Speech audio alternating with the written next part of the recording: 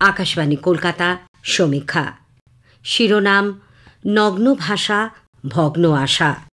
বলছেন ভবেশ দাস। ধরা যাক একজন নেতা বা নেত্রীর মুখে শুনলাম এক মধুবাক্য। তিনি বললেন, অতি লোভে তাঁতি নষ্ট, তাই লোভ করতে নেই।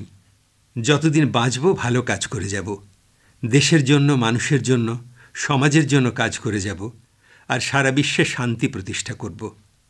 কীরকম শান্তি লাগছে না কথাটা শুনে? যিনি এ কথাটা বললেন তিনিই যদি পরদিন এক জনসভায় চোখ রাঙিয়ে বলেন, ভুলে যাবেন না আমিও গুন্ডা কন্ট্রোল করি, তখন কি বুঝে নিতে হবে কিভাবে শান্তি প্রতিষ্ঠা করতে চান তিনি। আজ থেকে 12 বছর আগে ঠিক এই রকমই ভয়ার্ত ধ্বনি কানে এলো কবি শঙ্খ ঘোষের। তাকে লিখতেই হলো সুদিন নামের একটি কবিতা। লিখলেন, আমারই কন্ট্রোল করা দামালেরা পূর্ণায়ত সাবালক আজ, তাদের শিল্পিত কাজে মুগ্ধ আমি, মুগ্ধ এ সমাজ। জবা রঙে সহজেই পিচ্ছিল করছে তারা রাজপথ গলিপথ ঘর।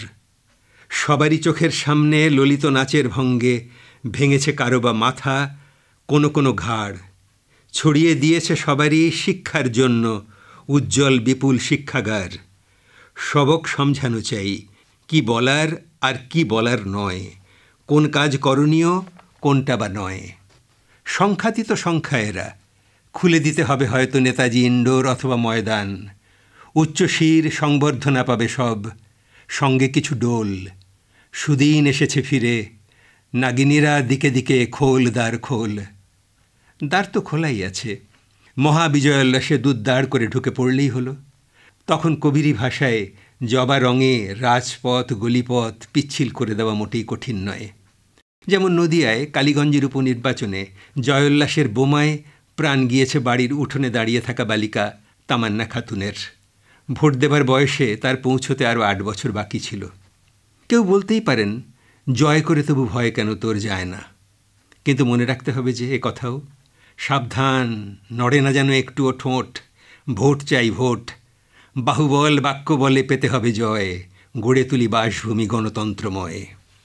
অপভাষা আর কুবাক্য রাজকীয় প্রশ্রয়ে আর আশীর্বাদে কতটা কদর্য নিকৃষ্ট হতে পারে তার দৃষ্টান্ত পেয়ে চলেছি আমরা। কিছুকাল আগে বীরভূমিতেই এক নেতার মুখ থেকে উচ্চারিত হলো ঘৃণ্য স্বর। কোনো এক পুলিশ কর্তার আত্মজনের নামে অশোভন অশ্রাব্য সে বাক্য। ক্ষমতাধরের বাক্য এভাবেই ধায়, অনুগত পুলিশ অসহায়। দূষিত বাক্য দূষিত বাতাসে মিশে গেল। এরকম কোনো ঘটনা ঘটলেই সাংবাদিকরা বিশিষ্টজনের প্রতিক্রিয়া চান। শঙ্খ ঘোষ তাঁর প্রয়াণের কয়েক বছর আগে প্রতিক্রিয়া নামের একটি কবিতায় শেষ স্তবকে লিখে গেছেন, উন্নয়নকালে এরকম 2-1টা কাণ্ড ঘটে যায় শোনা, তাছাড়া চারিদিকে এত মেলা খেলা আহ্লাদের ফোয়ারা দেখছ না, এর মধ্যে বারবার প্রতিক্রিয়া দিতে দিতে হয়ে যাব প্রতিক্রিয়াশীল।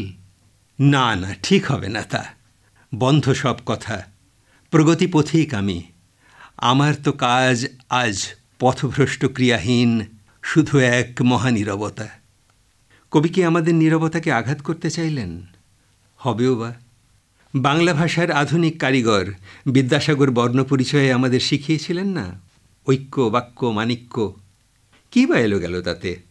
অক্ষর হিংস্র রাজনীতির লোল জিহ্বায় নিরক্ষরতার দিকে চলে যেতে পারে। বিদ্যাসাগরের ভাষাকে রবীন্দ্রনাথ আরও কত দূর এগিয়ে এনেছেন, তাতেই বা কী হলো? বাংলা ক্লাসিক্যাল ল্যাঙ্গুয়েজ বা ধ্রুপদী ভাষার স্বীকৃতি পেয়েছে। তার জন্য উদ্বাহু নৃত্য ছাড়া কোন ভালোবাসায় ভাষাকে জড়িয়ে থাকছি আমরা? বিদ্যাসাগর সারা জীবন সমাজ সংস্কার, শিক্ষা, নারীর মর্যাদার জন্য কাজ করে প্রান্তবেলায় তীব্র অভিমানে বলেছিলেন, এদেশের উদ্ধার হইতে বহু বিলম্ব আছে। পুরাতন প্রকৃতি ও প্রবৃত্তি বিশিষ্ট মানুষের চাষ উঠাইয়া দিয়া, সাতপুরু মাটি তুলিয়া ফেলিয়া নতুন মানুষের চাষ করিতে পারিলে তবে এদেশের ভালো হয়। বিদ্যাসাগর, আপনার ভালোবাসার ভাষা আজ রাজনীতির কুচক্রে কি ভাষায় উচ্চারিত হয় একবার এসে দেখে যান বিদ্যাসাগর। সমীক্ষা শেষ হলো। এটি বললেন ভবেশ দাস।